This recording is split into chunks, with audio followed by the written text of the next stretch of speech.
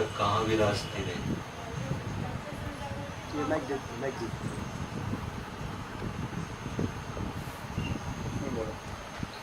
कहाँ विराजती रही? आज किसी आश्रम, जन्म स्थान कहाँ? सागर। सागर एमपी है। तो अभी तक आश्रम में रहती रही है किसी के घर में? आश्रम। किसके सानिध्य में? माता जी। आपकी माता जी? ना ना। कोई संत माता जी? अच्छा, आपका घर परिवार का सदस्य कौन है जो हमें कहे कि हम आपको देते हैं, या आप स्वतंत्र हो गए? नहीं, माता जी है, माता जी को बुला लेंगे। आप, सागर से बुला लेंगे। आपकी निज जननी? जी। पिता नहीं है, भाई भाई है? जी। माता जी भाई को बुलाओ और वो ये बोले हम देते। आपकी आयु कितनी है शरीर की? 20 के हो गए। फिर भी जिस आश्रम में रहते हैं, माता जी कह रहे हैं व्रत दीक्षा के बाद नहीं रखेंगे तुम्हें। हाँ, तो व्यवस्था हम कर देंगे, पर हमारी कुछ शर्तें होती हैं। पहले शर्त होती है, हमारे समीप आने के बाद आप प्रगट में मर गई तो आपका कोई रिश्तेदार, न कोई नातेदार, न कहीं आना न कहीं जाना, ना आपसे कोई आके मिलेगा, ना आपको किसी से मिलना। चाहे वो संत हो, चाहे कोई हमारे जैसे बच्चियां रहती, बिल्कुल मरी हुई सी। सत्संग में आए, वाणी पाठ, सीधे अपनी कुटिया दर्शन, बस रात दिन भजन में करो। दूसरी बात ये है कि आपकी किसी भी तरह की कोई मानसिक इच्छा भी संसारिक हो तो हमें बताएं। ना महाराज जी, कुछ नहीं है। जब से यहाँ आने लगे तो सब कुछ इच्छा तो फिर हम बच्चियों को तब लेते हैं जब एक सरकारी कागज बनवाते हैं। आप वयस्क हैं तो आपको माँ के दस्तखत की जरूरत नहीं, लेकिन उसमें आपको दस्तखत करना पड़ेगा। वो कागज हम आपको देंगे, फिर आपका वास और भोजन इन बच्चियों के साथ हो जाएगा। आप वास कीजिए, पर ये निश्चय निर्णय है कि ना आपकी माँ वहां मिलने आएगी, ना आप माँ से मिलने जाएगी। बिल्कुल ऐसे जैसे सब आ रहे हैं आप मिल। देखो जो बच्चियां हैं ना, किसी से मिलना जुलना इनका नहीं। इनके परिवार के भी आते हैं तो दूर से देख लेते हैं, हमसे अनुमति लेंगे, क्या 5 मिनट बात कर सकते हो? तो हाँ, यहाँ लता के नीचे बैठ के कर लो। ये पूछ लो कि तुम्हारी बच्चियों का हृदय कैसा है, ये बस लो। क्योंकि जिस मार्ग में चल रहा है तो नाटक पाखंड नहीं होना चाहिए, असलियत में चलना चाहिए। तो हम आपका स्वागत करते हैं, पर अब एक बार माँ को बुलाइए और फिर दूसरी बार वो दस्तखत कर दीजिए, फिर आकर के रहिए। माँ गुरु पूर्णिमा को आ रही जरूर, कोई बात, तब तक आप वहाँ रहिए जहाँ रह रही हैं, फिर आप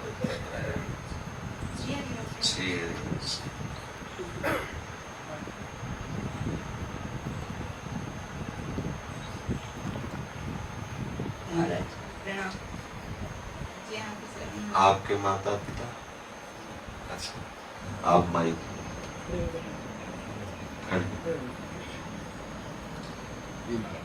आप क्या इसकी बात से सहमत हैं? मेरा तो निवेदन ये है कि आप अभी ये व्रत दीक्षा न ले, और ठाकुर जी अपने यहाँ जैसे राधा वल्लभ लाल जी हैं, ऐसे अपने रमन बिहारी लाल जी हैं, उनकी सेवा करें। तो मेरा तो ये निवेदन है। तो आगे इसकी जैसी इच्छा है, मैं इसमें रोकना नहीं चाहता। पहले इसके चेहरे को देखो, इसके ये कितना क्लिष्ट है अंदर से। एक पुण्यात्मा पुरुष है, ये अंदर से चाह रहा है कि मुझे भगवत मार्ग मिले। हमने सुना है इसको कैंसर भी। हाँ, इसीलिए मैं कह रहा हूँ, ये कह रहा वृंदावन छोड़ करके नहीं जाना चाहता। अब अगले महीने इसको टेस्ट कराने जाना है। और तो कोई बात नहीं, वो टेस्ट यहाँ ब्रजमंडल में नहीं हो सकता। नहीं, वो उस तरह के वो नहीं हो पाएंगे। एम्स में चल रहा है इसका इलाज। ये कहाँ है? All India medical institute Delhi में, वहीं पर हो पाया, नहीं तो कहीं वो नहीं हो पाया। एम्स में ठाकुर जी की कृपा से ही वहाँ मिल गया था। तो क्या कह रहे हैं इसके विषय में? अब ये 6-6 महीने में बुला रहे हैं। अब थोड़ा सा थायराइड का हुआ है, वैसे वो तो ठीक है। अच्छा, और उसमें कोई दिक्कत नहीं है। कैंसर की रिपोर्ट ठीक है, लेकिन वो 6-6 महीने में बुलाते हैं, फिर उसके बाद में 3-3 साल, वो 1-1 वर्ष कर देंगे, इसके बाद 3-3 वर्ष। कभी ऐसा 1-2 दिन के लिए जाना पड़े तो हट ना करो, रज ले लो, चरणामृत साथ ले लो, चले जाओ। जब हम कह रहे हैं तो चले। मेरा निवेदन ये कि थोड़ा और ये हो जाए पूरी तरह से, जब तक मन में वो हो जाए, और थोड़ा और ठाकुर जी की सेवा करें। उत्तर दो, क्या कह रहे हैं तुम्हारे पिताजी? इसमें सम्मिलित हो आप पिताजी? उसमें हम उसके लिए झोपड़ी बनवा देंगे, ऊपर आराम से रहो। आप अपने पिता की भावना से सम्मिलित हैं? आपकी क्या इच्छा है? मेरी तो यही इच्छा है, आपके शरण में समीप हमारे रहे। खैर विरक्त भेष तो अभी देते भी नहीं, कई वर्ष मतलब पहले करीब ऐसे कितने संत हैं अपने बच्चे जो विरक्त भेष नहीं देते। पर ये यदि आपके पास रहकर ही नहीं भजन करना चाहता तो वृंदावन में ही है, यही भजन करना, तो भजन करे। मतलब जैसे आपके पास ना रहना चाहे तो कोई खेद की बात नहीं है। आपके और पुत्र है ना, वैसे भी कैंसर हो गया था तो अगर बचा तो भगवान की इच्छा से, नहीं तो कभी भी पधारी तो ऐसे भयानक रोग। पर पुण्यात्मा जीव है, भजन करना चाहता है तो आप वास्तविक पिता बनो। पिता का कर्तव्य है पुत्र को भगवत प्राप्ति कराना। तो हमारी भी ये प्रार्थना है, भले वो आपके पास रहे या संतों के पास रहे, पर भजन करे ऐसा। अब आप ये बताओ, अगर आपको पिता के पास रह के ठाकुर सेवा करते हुए वहां भजन करते हुए रहना पड़े तो परेशानी क्या है? कह रहे सिर्फ भजन करो, क्या परेशानी? आप संतों के पास रहना पसंद करेंगे, ठाकुर जी की सेवा करते हुए पिता के पास रहना पसंद करेंगे? बिल्कुल खुला, मतलब देखो तुम्हारे पिता है और यहाँ दोनों बिल्कुल खुला है। आप चाहो आज से बिस्तर ले आओ, बच्चों के साथ रहो, आप पिता हमारे, तुम हमारे ही हो। हम तुम्हें पूरा प्यार करेंगे, भजन पद्धति बताएंगे और ऐसे ही प्यार दिन भर हमारे पास और रात में अपने घर चले जाओ। ये भी है, अगर ऐसा राजी न हो तो आप हमारे पास, जैसा बोलो क्या तुम्हारे मन में। अब देखो हम तो मतलब एक बार ही अभी 2-3 दिन पहले मिला था तो हमने कहा नहीं, इस विषय में हम वार्ता तब करेंगे जब आपके माता पिता हैं। अब आप इसको देख लीजिए जैसा हो। हमारे लिए दोनों बातें हैं, क्या कि आपके पास रहे, हमने पहले भी कहा था, सुबह सत्संग में आ जाओ और वाणी पाठ में आ जाओ, ठाकुर सेवा कर, नाम जप कर, आगे चलकर फिर आ जाना हमारे पास। पर अगर ये हट करता है कि मैं रहूंगा तो हम निरादर नहीं करेंगे। ये समझाने का आपका विषय है। आप समझाएंगे तो समझेगा, हमसे नहीं। बच्चा तो माता पिता के पास रहे और यहाँ के वाणी पाठ कर, सत्संग कर। आगे ऐसा नहीं है, आगे थोड़े दिन दीक्षा भी यहाँ हमारी तो ये है कि आगे व्रत दीक्षा भी आपसे ले। देख ये फिर हम दोनों तरफ बोलेंगे, ये मार्ग ऐसा है, यदि हठ ठान लिया कि मुझे प्रभु चाहिए तो न माँ है न पिता है। क्योंकि तुम कै साल के हो? 16। तुमसे 3 साल पहले से घर से भागे थे, 3 साल पहले तो फिर आओ। इस मार्ग के पथी को कुछ सुनाई नहीं देता, कुछ दिखाई नहीं देता, बस एक ही आर्त भाव निकलती, हे हरि कब मुझे मिलोगे। यदि आप ऐसा चलना चाहते हो तो कोई तुम गलत काम में कदम नहीं धरो, हम तुम्हारा स्वागत करते हैं। पर यदि मन में कहीं आपको जगह हो तो माता पिता आपका निषेध नहीं कर रहे। आप वृंदावन धाम में हो, घर में समय से भोजन पालो, जो ठाकुर सेवा में सहयोग करो, वाणी पाठ सत्संग में आप करो। 1-2 वर्ष बाद जब आपका मन प्रबल हो तो आ जाना हमारे पास। यदि अभी प्रबल है तो तुम्हारा स्वागत है, हम इनकी बात एक नहीं मानते। हमारे ठाकुर जी साक्षात है, रावलपिंडी से पधारे हुए हैं जी। भगत जी लेकर के आए थे, 14 वर्ष यहाँ रमण रेती में विराजे हैं। ऐसे स्वप्न देखा कि कोई भी विग्रह वहां से नहीं आया, मुसलमानों ने खंडित कर दिए, लेकिन वो विग्रह ऐसे साक्षात ठाकुर जी हैं। तो मैं ये चाहता हूँ उनकी सेवा करें। आ जाओ और हम मना नहीं कर रहे। देख लाला क्या है, उनकी नहीं, अभी 2-4 वर्ष तक मतलब यहाँ भी आए, ऐसा नहीं है, बड़ा हो जाए, यहाँ भी आए, थोड़ा सा और हो जाए। वैसे अगर इसकी इच्छा है तो कोई हम तो मना भी नहीं कर रहा। हम तो दूसरी बार इसे देख रहे हैं, है तो आपका ही बच्चा, तो आप इसको हमसे जो आप कहें वो हम करने की नहीं आपसे कोई देखो सच्ची बात है, मुझे आवश्यकता नहीं किसी की, नहीं, वो तो पर हमारा हृदय, बड़ी कृपा है आपकी, ये तो आपकी कृपा है। हमारा हृदय इस बात के लिए तत्पर रहेगा जब तक श्वास हमारे शरीर में है।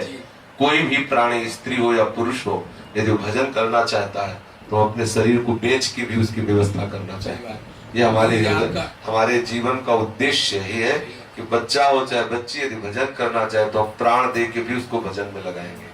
अब आगे की बात सब जाने। अगर ये हमसे कहेगा कि हम आपके पास रहकर भजन करना चाहते हैं तो हम इसका स्वागत करते हैं। आपको पहले बता रहे, आप प्यार से रखो इसे, भजन में लगाओ। यदि ऐसा नहीं मानता तो आपको भी करें, और भी बच्चे तो आप कहें, वैसे भी इसका शरीर देख रहे हो, लगने तो गृहस्थी लायक तो है नहीं है, तो आते जाते रहो। अगर तुम्हारा मन एकदम कट गया कि हमको घर में नहीं रहना, यही रहना, तो हमारे पास तो एक पद्धति है, भिक्षावृत्ति। आपको जाना होगा, 2 रोटी अपने लिए मांगना होगा, सब्जी हमारे संतों से मिलेगी, पाओ, रात में भजन करो, ऐसी पद्धति। नहीं तो बढ़िया माँ के बनाए गरम गरम फुल्का पाओ और घर में भजन करो, तो क्या परेशानी है? आपके पास ही है। एक तरफ माता पिता का प्यार, एक तरफ बाबा जी का कसाई पना है, पर वो कसाई पना पसंद करना चाहता है। अब आप देख लीजिए साहब, अभी जैसे अगली बार वहाँ जाना है, दिखा दो, थोड़ा सा ये हो जाए, उसके बाद में अभी जैसे महाराज जी निवेदन कर, महाराज जी का मैं बता, ऐसा कर लो, 1 महीना सुबह शाम सत्संग में आते रहो, फिर देखो तुम्हारा मन होगा तो इनसे लड़के तुमसे कह देंगे कि अभी हमारे पास रहे, ठीक है? राजी रहोगे? ठीक है, बोलो। महाराज जी के आदेश है। 1 महीना अभी तुम माता पिता के पास रहो और आते जाते रहो, और अगर ऐसा लगता है ना तो फिर ऐसा बोलो, ठीक है ना? है? अब तुम मना लो, पर हम तुम्हारा स्वागत करते हैं। देख लो आप जैसा, ये विषय आपका है, हम हर तरह से आपके सहयोगी हैं। और ये अगर भजन करना चाहता है तो हम इसको भजन करने के बारे में जितना बन सकता है, भजन में तो हम तो और इसके दवाई की व्यवस्था आप वहां से कर रहे हैं, करते रहिए। सबसे बड़ी दवा है वृंदावन की रज और चरणामृत। रोज चरणामृत पी बच्चा, रोज रज लगा, सब मंगलमय हो जाता है, सब आनंदमय हो जाता है, ठीक है? अब आपस में आपके माता पिता है, आप बातचीत कर लो। अगर ये आना चाहे तो आपको एक बार फिर हमसे अनुमति देना होगा, क्योंकि ये यहाँ हमारे पास रहने का मतलब है आपको विक्षेप न डालना, क्योंकि और भी साधक है, आप वहां जा नहीं सकते जहाँ रहता है। आप जब मिलोगे तो यही मिलोगे, जो बात करनी पहले हमसे अनुमति लो, क्योंकि हमारे यहाँ साधकों का कुछ एक अनुशासन है। बिना अनुशासन के न तो राज्य चलता है, न भजन चलता है, न कोई व्यवस्था चलती है। तो उस अनुशासन में कि आप पति पत्नी वहां पहुंच गए और उससे बात, ऐसा हमारे यहाँ नहीं। तो अगर ये रहेगा तो ये शर्तें हैं। अगर ये आपके घर रहे तो स्वागत है, रोज आवे जावे, जब मिलना चाहे तब इससे अपनी पर्सनल बात भी कर लेंगे। हम उचित दोनों में है, क्योंकि धाम ही वासी है। आप अपने घर में रख करके सत्संग में आता रहे, इसमें हम 100% राजी। अगर ये हमारे पास रह के भजन करता है तो 100% राजी। अब ये आपको देखना है, इसको कैसे राजी करना है, ठीक है?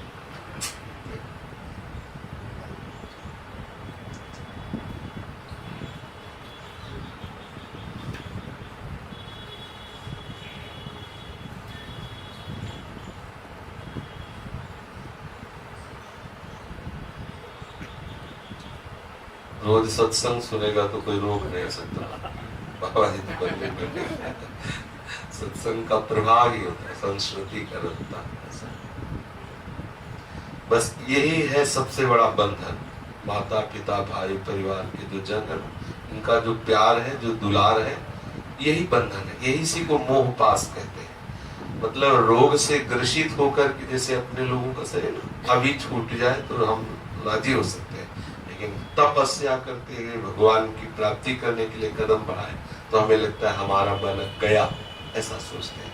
लेकिन वो माया ग्रसित होकर, क्लेशित होकर जीवन व्यतीत करे, लेकिन मेरे मोह जाल में तो हमें अच्छा लगेगा। ऐसा संसार का स्वरूप ही है। वो बड़े भाग्यशाली माता पिता होते हैं जो भजन के मार्ग में अपने बच्चों को सहयोग दे देते हैं। पर प्राय ऐसा ही होता है कि मोह के कारण माता पिता यही कहते हैं जब तक जिए तब तक हमारे पास है।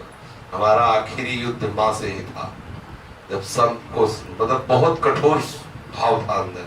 जब कोई बात करने आता तो पहले भगवत कृपा से निश्चय कर लेते कि हम प्राण त्याग सकते हैं, लेकिन पिताजी आ रहे, माता जी आ रहे, इनकी कोई बात हम नहीं मानेंगे तो वही बात मानेंगे जो हमें भगवत प्राप्ति है। जहाँ आते तो बिल्कुल कठोर हो जाते, चलो घर नहीं जाएंगे, फिर समझ लेना चाहे मार डालो हम नहीं जाएंगे, जाओगे मार डालो चाहे एकदम फेटे चाहे जितना। आखिरी था 2-3 महीने बाद, मतलब माँ जब आई तब लगा कि अब ये युद्ध बड़ा कठिन होगा, क्योंकि माँ के सबसे बड़े अस्त्र है आंसू। और वो मतलब इतना कोई वैराग्य भी प्रबल नहीं था, हाल यार निकले थे, बच्चा भी थे। जो आए तो दौड़ के आए, बस हृदय से लगाया और अश्रुओं से अभिषेक। बच्चा गांव में बबुआ बबुआ कहते हैं, अरे हमारे बबुआ। अंदर है सावधान, यहीं से बच गए तो बच गए, आखिरी युद्ध है इनसे। थोड़ी देर चुपचाप माँ के हृदय से लगे, एकदम हटे। उनका अम्मा, अम्मा कहते हैं, अम्मा आप ये मतलब क्या है आप कर रहे हैं, आप क्यों रो रहे हैं? बोले हम जब तक जिए तब तक घर में रह के आप भजन करो, आपको कोई डिस्टर्ब नहीं करेगा। आपने एक बात सुनो, घर जाएंगे तो भजन तो होगा नहीं, क्योंकि जानती हूँ घर में भजन नहीं होगा। और अब अच्छे मार्ग से तो आप हटा के ले जा रहे, तो अब हम बुरे मार्ग में चलेंगे। कुछ दिनों में हम वो काम करेंगे जो आप सुनोगी नहीं, फिर हम जेल जाएंगे, वहां मिलने आओगी। आज 4 लोग कह रहे हैं कि देखो इस बच्चे की माँ आई है जो ब्रह्मचारी बाबा जी बना, तो उनका ये बात सुनने में आपको अच्छी लग नहीं रही। और जब हम बुरे कर्म करेंगे और जेल जाएंगे तब वहां मिलने आओगे, तब एक मरने दो, ऐसे लड़के से अच्छा तो होता जो मर जाता। आज हम भगवत मार्ग में चल, आप हमारे लिए बाधा मत बनो। उनका क्या चाहते हो, उनका जिंदगी में कभी हमारे सामने ना आना ये चाहते, ऐसा ही हुआ। ठाकुर की कृपा से कभी माँ दोबारा हमारे सामने नहीं आई, जीवन में नहीं, हमारे सामने कभी नहीं, कभी नहीं आई। और भगवत कृपा से उनका शरीर भी काफी समय पहले पूरा हो गया था। यही एक सीमा है।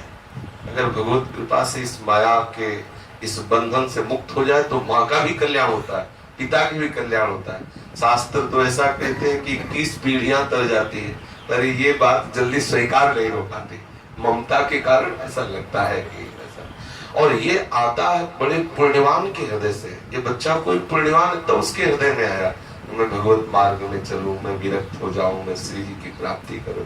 ये कोई अधम जीवों के हृदय में थोड़ी आता है। ये अवस्थाएं में तो वासना से प्रेरित होकर जीव भूत बना घूम रहा है, पागल बना, पिशाचवत। भजन वैराग्य, ये तो कोई, इसकी माँ कोई पुण्यात्मा है तो उसके गर्भ में ऐसे बालक होते हैं। वो जननी धन्य है जिसके गर्भ से भगवान का भक्त पैदा हो, वो पिता धन्य है जिसके अंश से। धन्य सुतात धन्य सुमाय संतत सकल। कितने लोग हैं भगवत मार्ग में चलने वाले, कितने लोग हैं, आप देखो कितने लोग हैं, कितनी भीड़, संसार, कितना संसार विचित्र, कितना बड़ा संसार, और कितने भजन करने वाले लोग हैं। अंगुलियों में गिन सकते हो भजन करने वाले लोग। बड़े भाग्यशाली, महत भाग्यशाली। सत्संग जीव का परिवर्तन कर ही देता है। यदि हम भगवत कृपा से सत्संग का चिंतन मनन करें तो निश्चित परिवर्तन कर देता है। पर इस मार्ग में चल वही सकता है जो दृढ़ निश्चयी है। दृढ़ निश्चयी इस मार्ग, ऐसा नहीं सोडा वाटर की तरह वैराग्य नहीं होना चाहिए कि आज उफान आई और चलो घर परिवार त्याग दिया और कल फिर वो उफान बैठ गए, तो फिर ऐसे नहीं। एक दृढ़ निश्चय इस मार्ग में चलता है। दृढ़ निश्चय हो गया बस, अब चाहे प्राण निकल जाए, बस ऐसा। और सुविधा देख के कोई कभी बाबा जी का बने, क्योंकि सुविधा देख के बाबा जी बनेगा तो फिर भ्रष्ट हो जाएगा। अच्छा खाने को मिल रहा है, रहने को मिल रहा है, हर व्यवस्था है, बाबा जी बने को भ्रष्ट हो जाएगा। सदैव अगर भगवत मार्ग का पथिक बने तो बिल्कुल ऐसा बने कि अपने को हमें जला देना है, मन बुद्धि चित्त अहंकार सबको एकदम पवित्र करना है, कष्ट सहना है। शुरू में ऐसा जीवन भगवत कृपा से स्वीकार किया, ऐसा जीवन रहा है तो काफी समय तक। ये तो भी हमें लगता है 7-8 वर्ष हुए होंगे ये व्यवस्था हुई भगवत कृपा से। बहुत सुंदर, मतलब ये अहंकार की बात नहीं, पर बहुत कृपा रही है। अपने आप हमें ठाकुर जी ने ऐसे रखा है, वैराग्य में जीवन रखा है कि कभी संसार के विषयों का संयोग होने की तो बात जाने, तो ऐसे ऐसे स्थानों में रखा है, ऐसी लीलाएं की है कि वो समय ही नहीं रहा जीवन में कि हम कभी किसी विषयी पुरुष के समीप खड़े हो या बैठे। न स्वभाव रहा है न ऐसा समय रहा है। ऐसा कुछ वेशभूषा भी थी ना, जहाँ जटाए फटकार करके और साफा बांध करके वो वैसे बैठ जाते गंगा किनारे, तो कोई जल्दी सामर्थ्य नहीं रखता था कि समीप आके प्रणाम कर ले। ये तो जीवन की सोर है, ये तो इन्हीं के फांसे हुई है। हमें वृंदावन लाए तो यही लाए। बहुत कृपा है, बहुत परम मित्र है। तुलसी घाट में हमें ध्यान आता है, जब इनको देखते तो सीमा ध्यान पद्मासन लगाए बैठे थे, शांत भाव, दोना में मिठाई भर करके ये लाए। बनारस में और कहा कि हर हर महादेव रखा पालो। तो हम प्रश्न कर, आप क्यों लाए?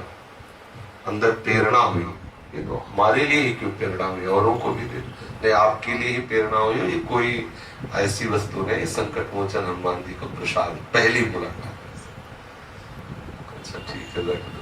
बोले चलो कुटिया पास है, आप किसी गृहस्थ के घर प्रवेश नहीं करते, ना किसी आश्रम जाते थे, घाट नहीं देते थे। उनका गृहस्थ नहीं है, आप पधारो। तो गए तो सब ठाकुर जी का खूब संगीत का इनको भगवत कृपा से अच्छा ज्ञान है, बात दिया।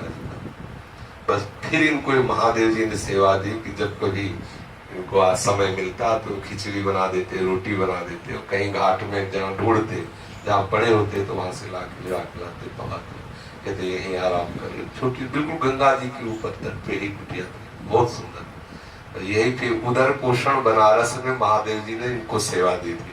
24 घंटे में जहाँ जैसी व्यवस्था कर पाते फिर आकर के चलो बाबा पालो। कभी कभी कहते देखो हमसे रोटी नहीं बन पाती है और ना हमसे, और तो ये मिठाई पालो। तो हम ठीक है मिठाई दे, मतलब किसी भी तरह उधर में कुछ पहुंचना चाहिए, ये सेवा है। बहुत कृपा है। अगर वैराग्य जीवन में नहीं तो साधु के है क्या? फिर वैराग्य तो साधु का धर्म वैराग्य ही है। तो सुनाओ पद, क्या सुना रहे थे पद आप? माइक दे दो। कौन सा पद सुना रहे थे?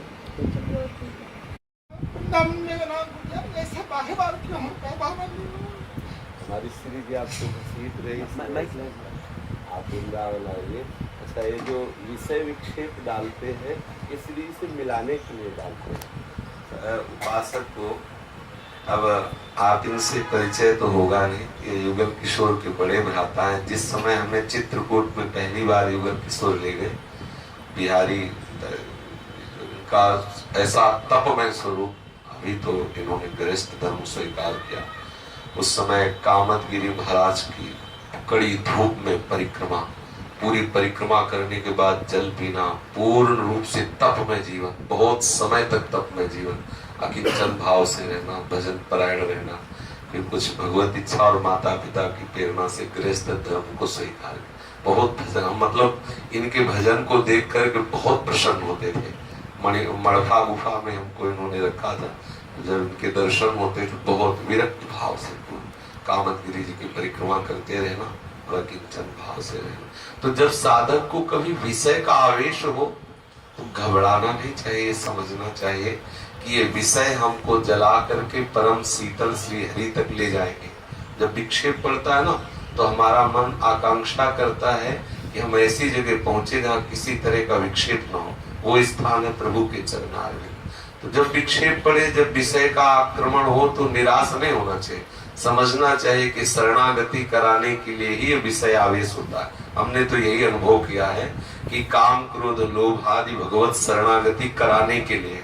वैसे तो प्रायः कहा जाता है भगवत शरणागति में बाधक है, पर अपने को अनुभव हुआ है कि भगवत शरणागति में साधक है। जैसे हमारे हृदय में जब काम वेदना होती है तो हमें पता है कि काम वेदना भगवत विमुख कर देने वाली, तो हम सावधान हो जाते हैं और हृदय में जलन पूर्ण चिंतन होने लगता है, एकदम तन्मयता बढ़ती, क्योंकि और कोई बल तो है नहीं। तो प्रभु की तरफ दौड़ाने वाला हुआ कि नहीं हुआ? जैसे कोई भय उपस्थित हो तो छोटा सा बालक माँ की ही गोद की तरफ बढ़ेगा, ऐसे ही शरणागत भक्त को जब कोई विक्षेप पड़ता है काम आदि क्रोध आदि का, तो वो प्रभु की तरफ बढ़ता है। तो हमने तो जीवन में ही अनुभव किया कि काम क्रोध आदि जो शत्रु कहे जाते हैं, ये भगवत शरणागति का प्रधान हेतु होते हैं। ये जीव को भगवत शरणागति इतना जलाते हैं कि इनके जलन में ही हमें एक रास्ता मिलता है, भगवत शरणागति। कि मैं हार गया प्रभु, मैं हार गया, मुझे स्वीकार कर लो, मैं बहुत नीच हूँ, मैं बहुत अधम हूँ, ऐसा अनुभव कराते हैं। एक बार हमें बहुत विक्षेप था बताया, तो उसी समय संयोग से युगल किशोर आ गए। तो इन्होंने कहा बाबा मामा जी आए हैं दर्शन करने, चलो। हाँ चलो। उस कुटिया, वहाँ छोटी सी कुटिया थी साथ में, मामा जी के समीप गए, दर्शन किए। बहुत हृदय में विशेष आदर, वो माता पिता जैसा हर संत को दुलार करते थे, देखा होगा दर्शन किए। दैन्यता की मूर्ति, भगवत प्राप्त महापुरुष, अमृतमयी वाणी, हर शास्त्र उनकी बुद्धि में विराजमान, हर शास्त्र कहीं से भी कुछ भी वार्ता, और हर शास्त्र को, सूत्र को अपने पद में बना के गाने की सामर्थ्य, मतलब अद्भुत काव्य शक्ति भी पूज्य मामा जी ने जो बात कही हम वो बताते हैं। कई बार बताया, हम गए थोड़ा ऐसा राधे राधे, फिर मामा ने भी कहा कि और प्रसन्न हो, तो एक गुस्सा से अंदर से लगी कि क्या भगवत शरणागत को भी ऐसा विक्षेप पड़ता रहता है, ऐसा क्यों होता है, ऐसा क्यों होता है। अब वो जो संत हैं उनको ये पूछने की जरूरत नहीं होती कि क्या होता है, कौन सी बात क्या, उन्होंने कहा ऐसा क्यों होता है। तो उन्होंने कहा पहले आप मानते हो कि हम शरणागत हैं? कहा जी मानते हैं। तो बोले देखो, खिलाड़ी के हाथ का फुटबॉल जब जमीन में पटका जाता है तो इसलिए नहीं पटका जाता कि नीचे पड़ा रहे, वो इसलिए पटका जाता है कि वो नीचे जाके उछलेगा, तब वो खिलाड़ी थपाक मारेगा और ऊपर पहुंच जाएगा। खिलाड़ी का गेंद जब नीचे गिरे तो कोई ये न समझे कि वो नीचे गिर रहा, वो नीचे गिराया ही जा रहा है ऊपर चढ़ाने के लिए। यदि आप अपने को शरणागत समझते हैं तो पूर्ण शरणागत करने के लिए भगवान ये लीलाएं करते रहते हैं। ये पूज्य मामा जी के वचन थे। इसलिए अगर उपासक को कभी विषय संबंधी आकर्षण हो या विक्षेप हो तो घबराना नहीं चाहिए, समझना चाहिए कि भगवत पार्षद है, कामक्रोध भगवत पार्षद है, कोई और थोड़ी है। कामावतार भगवान प्रद्युम्न, क्रोधावतार भगवान रुद्र, ये सब भगवत पार्षद। कौन, जब क्रोध का आवेश हुआ ब्रह्मा जी को तभी तो रुद्र का प्रादुर्भाव हुआ। ये सब भगवत स्वरूप है। हम भगवत विमुख हैं इसलिए हमको जला रहे हैं क्योंकि भगवत पार्षद है, और जहां हम भगवत सन्मुख हुए तो सब आनंदमय हो जाते हैं। ये सब भगवत स्वरूप, प्रभु के सिवा जब कोई सृष्टि थी नहीं, कोई रहेगी नहीं, तो काम क्रोध कौन है? प्रभु ही है। प्रभु से विमुख होने के कारण, ये रहस्य न जानने के कारण हमें जलन होती है, हम परेशान हो जाते हैं। नहीं तो ये सब शीतलता प्रदान करेंगे। क्या? संसार से हटा के प्रभु के। जब हम क्रोध में जलते हैं तो हमें महसूस होता है हम गलत है, हमें कमी है। तो कहां से कमी पूर्ण होगी? श्री हरि शरणम, बढ़ो, आगे बढ़ो, आगे बढ़ो। फिर लगता है अभी हमारी वो स्थिति नहीं है, देखो हमारे अंदर मोह है, हमारे अंदर मात्सर्य है, ईर्ष्या है, काम है, और आगे बढ़ो। और वो वहां पहुंचा देते हैं जहां पहुंचने के बाद, जैसे गोस्वामी तुलसीदास जी कहते हैं, पायो परम विश्राम, राम समान प्रभु परम विश्राम, अब बचा हृदय परम शीतल हो गया। इसलिए कभी उपासक को ऐसा अनुभव हो तो इसमें विक्षेप न समझे, और धाम की तरफ आकर्षण हो तो समझे कि धामी हमें बुला रहे हैं। धामी, जिससे वृंदावन धाम में आपका मन लगने लगे या वृंदावन धाम की तरफ आकर्षण हो तो समझो धामी श्यामा श्याम आपको स्वीकार कर रहे हैं। श्यामा श्याम का बुलावा है कि आप धाम में वास करें, तभी आपके मन में ऐसी बात, ऐसी प्रेरणा है। इसलिए आप निश्चिंत रहें और भजन का आश्रय लेते रहें।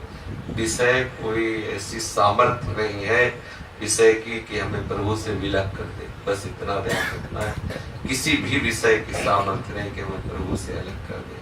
हम प्रभु की शरण में हैं, प्रभु को हम पकड़े हैं, ये कमजोर बात है। तो प्रभु हमको पकड़े, करो सदा तिनके रखवारी, जिन बालक राखे माता।